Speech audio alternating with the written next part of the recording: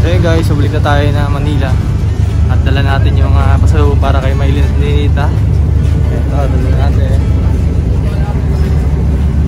Solo flight muna tayo ngayon. Sasakyan natin Ocean Jet.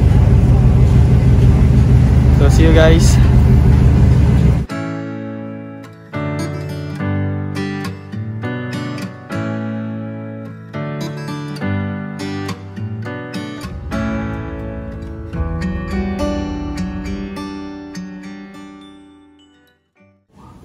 So ayan, dito tayo sa bahay ni Maylin at Ninita.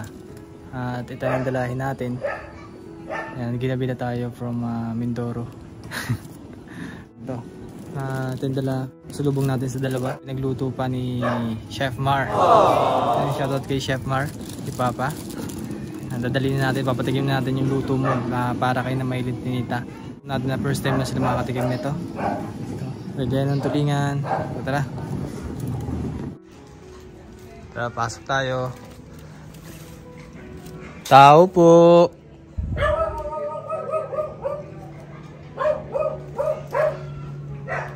Tao po. Ayan. Hindi pala si Madam Yula ngayon. Ito. Ito yung pasalubong natin sa kanila. Dalawang anakis ng PB team. Ang anak ni Madam Yula. Hello? Gandang gabi. Sino ba yan? Oh my God. Parang kalimutan mo na agad ako Pumunta lang ako ng Mindoro, nakalimutan mo na agad ako. Kaso ko ang vlogs. Kumusta ka? Ayos lang.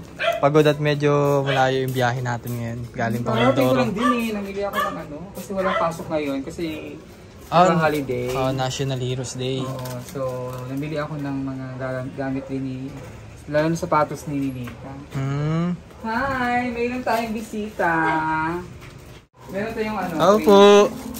Pasok. Hello, ay! Ano pala to? Magandang gabi. Annyeong haseyo. K-pop pangit. So meron lang akong dala sa inyo nakaraan. Kung napanood niyo yung vlog, napanood kaya nila yung vlog ko. So may dala kasi akong yenong tulingan. Yan talaga yung pinagawa ko kay Papa na pasalubong para sa kanila. Ano yung yellow? Ay, ano na lang, pichi-pichi. Wow! Sarap to! Ito relleno. Akala mo lang Jollibee pero relleno. Akala ko talaga kanina Jollibee. Isa natin. Yan. Kasi nakatikim na ba kayo ng rellenong tulingan? Isda? Bangus. Hindi. Ano kayo? Hindi na alam yan. Sakto-sakto dahil nagpagawa nga ako kay Papa para pasalubungan. Yes. Isda ito na parang Ayan. Bango. natin ito ngayon. Ang bango. Di ba parang ikaw ata rin na may request niyan? Oo. Sabi mo, huwag kang pupunta dito nang wala rellenong tulingan Kasi sarap kasi ng relleno nila. Yung first time ko nakatikim sa kanilang relleno, tulingan na relleno. Tinikman ko lang. Parang bangus. Pero sa kanila meron silang bangus. Napansin ko lang, tatabanan nila. Yung ba? Ito Siyempre, alaga ni nanay. Tinan mo si Ninita Ang taba na ng pisngi. Oo, diba? Na? Ang taba na? Tapos si Maylin pumuti. Si Ninita yung kumuspaw yung gamay. Ayan titikman nyo na to yung pichi-pichi. Kuha kayong tinidor dun. Tikman niya. Ayan. Sarap din nito rin. Sasarap nito. Parang ikaw naman natang titikim niyan, hindi mo sila. Hindi alam mo naman. Kasi sa'yo. Tikman niyo yung pichi-pichi. Ayan. Kain na kayo. Tawag nito pichi-pichi. Kuha na. Ito gawa sa balinghoy. Balanghoy. Gawa sa balanghoy na may cheese. Tikman niyo. Masarap yun. Nate! Balaglag yung mga cheese. Nate! Try! Layo pa pinanggalingan ha? Siyempre. Mindoro pa talaga. Mindoro pa talaga. talaga. Yes, para nga matikman nila yan. Kuha ka niya, tikman niya. Kasi di ba puro... Ano siya, balanghoy nga, nga ginawang ano. Ginawa siyang... Alam mo yun. Tapos may cheese. Ang daming cheese. Kain na. Kain na kayo, kain na. Kuha ka rin na yun. Ay, sige. Kain ka na, Ninita. Baka na talaga, oh. Parang pumupusyaw na si Ninita ngayon. Pupusyaw nga siya. Kain kayo, kain. Ayan. Mahilig ba kayo mag-isda dun sa ano? Sa bundok? Mahilig kayo mag-isda? Isda. Isda? Bila siya doon sa kanila. Kasi bundok sila eh. Ang sabi ni Maylin. May dagat ba sa ano? May nagde-deliver, parang gano'n.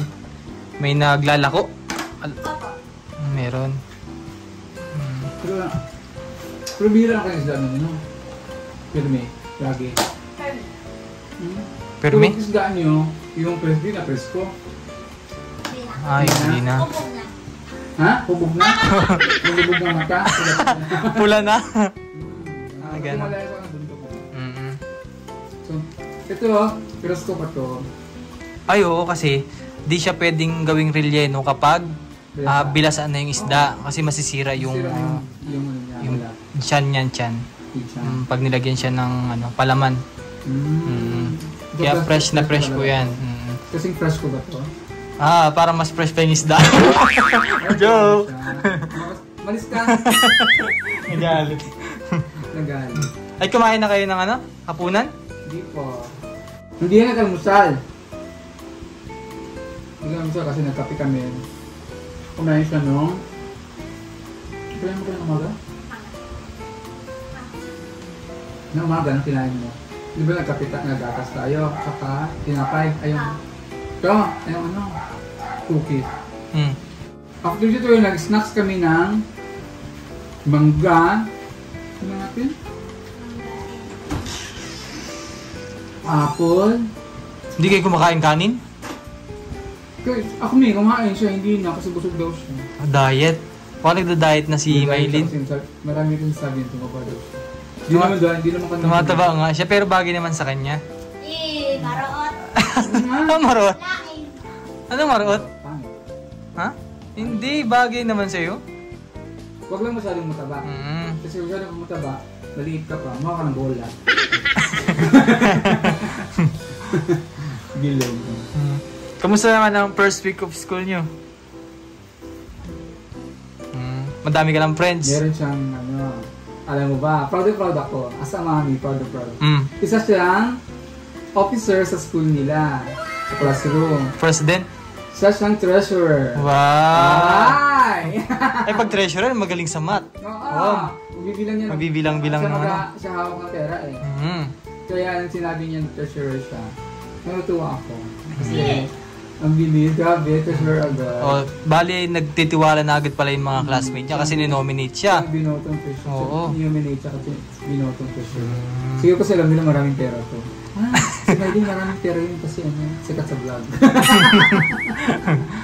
Kaya ginawang treasurer. Diyan na matutunan yung paano paghawak ng pera. Kasi ganyan yun eh. Ikaw maghahawak ng pera sa classroom nyo. For example, merong ambagan. Bibili tayo ng ganito. Ambagan, 10 piso. Ikaw hawak niyan. Tapos ikaw magtatawag ng pera. Ikaw, kung magkano yung gusto. Parang ikaw yung hawak ng pera. Tatabi mo ng maayos. Ikaw yung bangko. Kasi yung bangko ng classroom. Kapag nagkulang, ikaw mag-aabono. Kapag nagkulang, ikaw rin mag-aabono.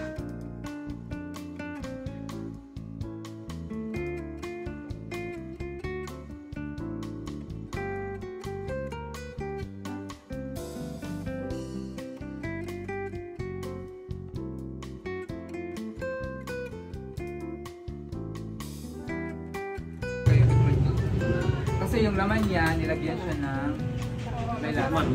Tingnan mo nilagyan. Laman na. Isda. Tikman ninyo kasi ang hindi titikim. Wala na. Hindi tumikim yan. Nice daw, nice. Kasi Masarap siya. Fish yan. Fish. Meron kang mayroon siya. Walang tinik. Walang tinik yan. Laman lang. Pinrito. Pinrito yan. Ang Kuya Ros gumawa niya. Ang gumawa niya yung papa niya. Tapos galing pang Mindoro yan. Galing pang Korea yan. Korea. Laki pa ng reklamo niya. Kaya nga pro. Ito balik na Kaya Rose. sabi ko, anyo sa'yo. Rosendok. Ay, maraming salamat po sa inyong panonood. At unang-una sa lahat, thank you kay God dahil ginabayan tayo sa ating biyahe from Mindoro to Laguna. At naging successful yung ating pagpapatikim ng Rellenong Tulingan na isa sa kilalang ulam ng Oriental Mindoro. Although ulam lang to pero na-appreciate ko ang kanilang expression ng matikman nila itong ating hinayain. At naging masaya ang ating hapunan.